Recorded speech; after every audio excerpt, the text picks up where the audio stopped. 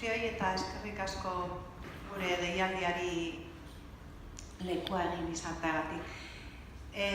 Gaur Urrezko Danborrari buruz hitz egin nahi dugu, esateko, gure proposamena dela 2019ko hautagoi guztiak emakumeak izatea, hori da lortu nahiko genukena.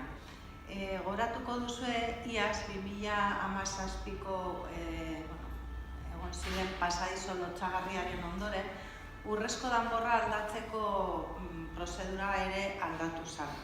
Hartatik, araudi berriaren arabera, bozeramaile batzordeari dagokio erabakitzea, herritarrek egin dituzten proposamenen artean, erabakitzea 3-5 bitartean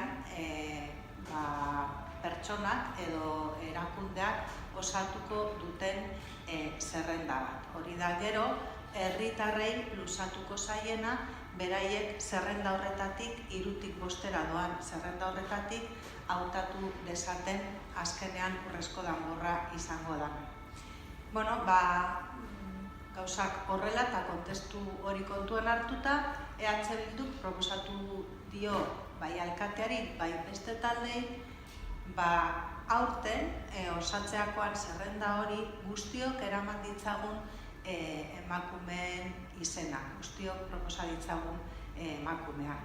Kontun hartu behar da, saria esarri zenetik, 1997tik, alegia pasada dira 50 urte baino gehiago, urte guzti hauetan bakarrik 7 emakumek jaso dutela saria, bakarrik 7 emakume, versus 78 gizonek, bai? Kentzen baditugu beti ere, saria jaso duten elkarteak edo erakundeak.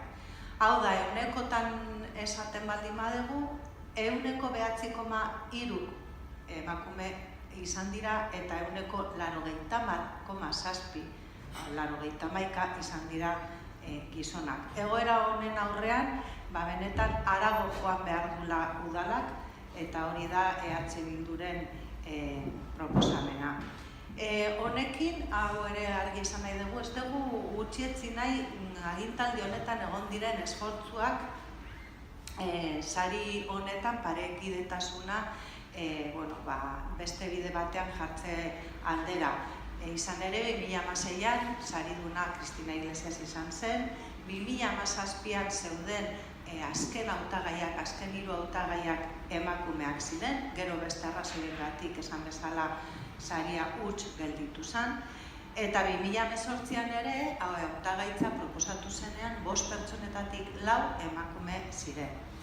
Baina, gauzak horrela, guk hau proposatu diegu beste taldei, guztiok eraman dezagun zerrenda osatuta emakumeekin, 2019ko Urrezko Danborraren sariduna emakumea izateko helburu. Hori da alkateari egin diogun proposamena eta hori proposatu diogu Bilarko batzordea baino lehen, iruditzen zitzaigulako horrela Bilarko hautaketa eta Bilar egin behar den konsensu lana errestu egingo dela aldez aurretik eginez eta prozedura arinago izango zala. Ikamikak ere izan dira urtero zein den Urrezko Danborraren xedea, zer saritzen den, zer lortu nahi den. Kontua da, guztiok ados egongo garala, sari honek errelebantzia bat ematen duela, balioan jartzen duela saritzen duen entidadea edo saritzen duen pertsona. Eta hemen gogorarazi behar dugu saria ematean edo ez ematean ikusgarritasuna ere lantzen ari gerala.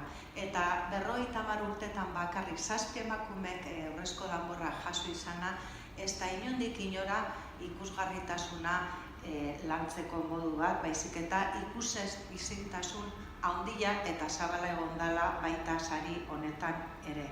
Beraz, eta kontuan hartuta prozedura berriak udalari ematen diola aukera beste irizpide batzuen arabera jokatzeko eta udalari ematen diola aukera hor proposatzen den zerrenda hortan nola osatu, uste dugu ardoraz jokatu behar degula ikusgarritasun horren arabera, benetako paredikitasunaren arabera, eta zor historiko bat dagola emakumeekiko baita Urrezko Danborran ere.